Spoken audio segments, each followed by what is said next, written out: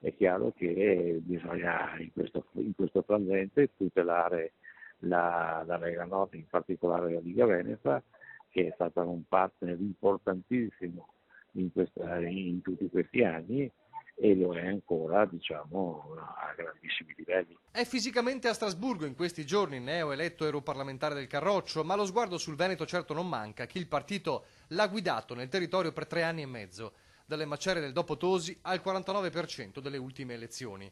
E l'appello di Gian Antonio Darè, tutelare la Liga Veneta, non è casuale, perché arriva proprio a poche ore dalla nomina di chi lo sostituirà. Il ministro Lorenzo Fontana, nominato commissario della Lega in Veneto. Il veronese Fontana, ma soprattutto il Fontana fedelissimo di Salvini e da lui scelto. Una nomina che potrebbe non aver curato tutti i mal di pancia nella Lega, in subbuglio fin da quando ci fu lo stop al capogruppo in regione Nicola Finco proprio per il ruolo di commissario, con i successivi veleni per la scarsa considerazione del leader Salvini nei confronti del Veneto.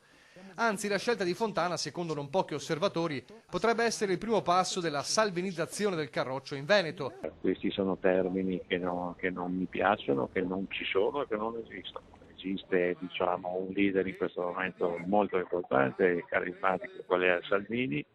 Abbiamo assieme a un altro leader straordinario e carismatico che è Luca Zaia. I vertici del partito continuano a negare i malumori del leader per l'enorme consenso del governatore, ma che su questo ci siano problemi dall'interno sembra confermato dalle parole di Roberto Marcato. Io ho paura invece che ci sia qualcuno che su questa roba qua un po' ci marci, nella speranza che in una ipotetica frattura fra i due possa raccogliere qualche briciola.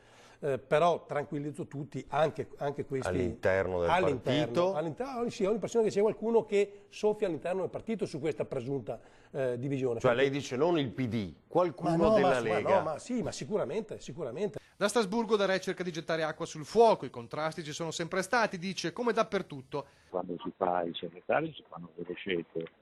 Chi è scelto è contento, chi magari non è scelto molto meno. Tutto ciò mentre si gioca in queste ore la partita cruciale dell'autonomia, il vertice a 3 tra il premier Conte e i vice premier Salvini e Di Maio, già annunciata come riunione fiume ma di svolta in un senso o in un altro. Anche di qui potrebbe passare il futuro nei rapporti interni a un Carroccio veneto che da tempo si sente messo in secondo piano dai vertici di Via Bellerio.